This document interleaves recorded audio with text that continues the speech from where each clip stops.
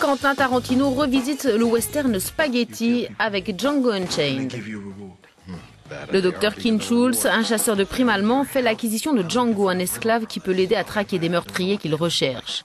Alors que les deux hommes pistent les dangereux criminels, Django n'oublie pas que son seul but est de retrouver sa femme dont il a été séparé à cause du commerce des esclaves.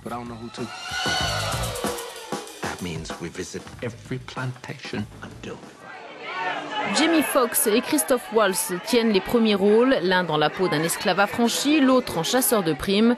Le rôle du grand méchant est revenu à Leonardo DiCaprio. Quentin Tarantino mûrit ce projet depuis 10 ans.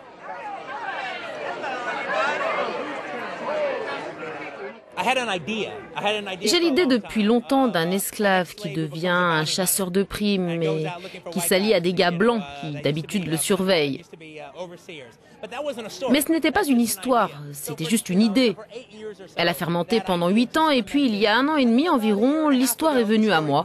C'est comme si elle avait jailli en une seule scène. L'action se déroule dans le sud des États-Unis, 2 ans avant la guerre de sécession, à une époque où les Noirs n'étaient pas considérés comme des êtres à part entière, mais comme des esclaves, soit inférieurs à la race blanche.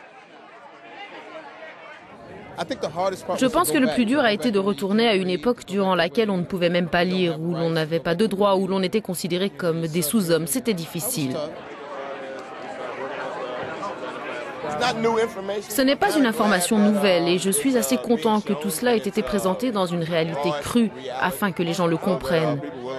Les gens ont tendance à oublier et ils pensent que c'est juste quelque chose comme « ils nous ont amenés ici, nous sommes allés travailler » et ce n'est pas ce qui s'est passé, c'était une institution brutale.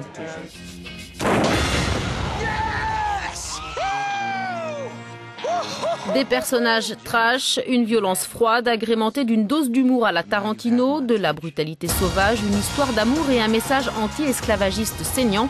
Django Unchained, c'est un mélange de tout ça.